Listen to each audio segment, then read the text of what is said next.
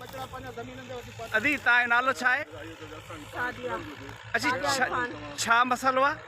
हाँ मुझे घर वारे हूंदे ही फसल तुंहिंजे घर वारे जो नालो छा आहे? इरफान अली खोसो। अच्छा उहो फोत थी वियो आहे? वो फोत थी वियो आहे। जी जी ठीक है। मुझो डेरा एजाज भाई बंदी वारो सिस्टम हलंदो हुयो।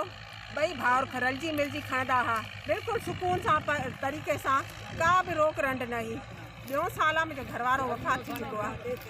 तंहिंखां पोइ हुनखां पोइ वए खां पोइ मां 2 फसलूं खई वञी, जेका ॻाल्हि आहे 2 फसलूं मां खई वञी। हाणे मुंहिंजी सारियुनि वारी फसल जेका अॻु में लथी ही कणिक जी आहे। सारियुनि वारी फसल में मां आई आहियां पंहिंजे घरड़े में हिते वले खोसे में आई आहियां। माना कलाक ॾेढ खां पोइ मुंहिंजो वॾो ॾेर आयो आहे। मारकुट गार गंद।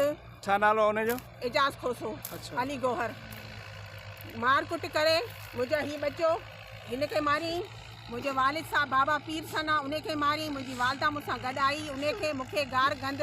कहिड़ी ॻाल्हि तव्हां? के तव्हां हलो, तव्हांजो हक़ हिते कोई बि कोन्हे को।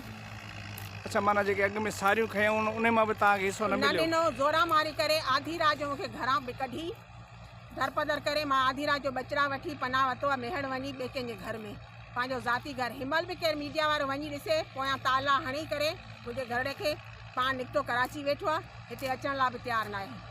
असां भाई बंदी वारो हिसाबु रखियोसीं, वॾनि चननि मठनि ॾे वियासीं के ख़ुशहाली वारो हिकिड़ो फ़ैसिलो थी वञे। मुंहिंजा ई मासूम सगी बचा जे हिन जो हक़ तो खाई पियो तॾहिं बि वेही करे को फ़ैसिले ते आधार न भला असांजो को ॾंड हुजे। अच्छा पोइ तव्हां भला पंहिंजे भाईपी तौर ते या पंहिंजे राजूणी तौर ते इन मसइले जे हल जे लाइ कुझु कोशिशि कई अथव? फ़ैसिले ते नथो वे। अच्छा कंहिं बि ॻाल्हियुनि में नथो अचे? कंहिं बि ॻाल्हियुनि में न। अच्छा पोइ तव्हांजो हींअर कहिड़ो मुतालबो आहे, छा थियणु खपे? इहो मुतालबो आहे जी मुंहिंजे घर वारे हूंदे अधु अधु जो फसल हूंदो, मुंहिंजे बचण जो गुज़र सफ़र इहो आहे। अच्छा ज़मीन केतिरी आहे आदि?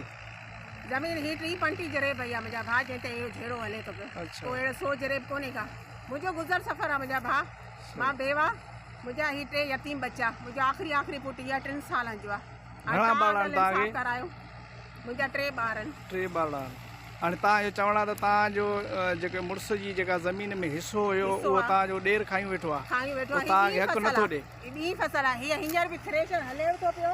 जी ज़ोरा मारी आहे। थ्रेशर खे असां मना कयोसीं। एजाज खोसो पीरल पंहिंजो खोंदी वारो एजाज खोसो हुन पंहिंजो जेको आहे ट्रैक्टर ॾाढ मुर्सी ते लाथो आहे त भाई असां न ॾींदासीं। बनियूं असां ख़रीद कयूं आहिनि। ठीकु आहे। बनियूं असां एजाज खां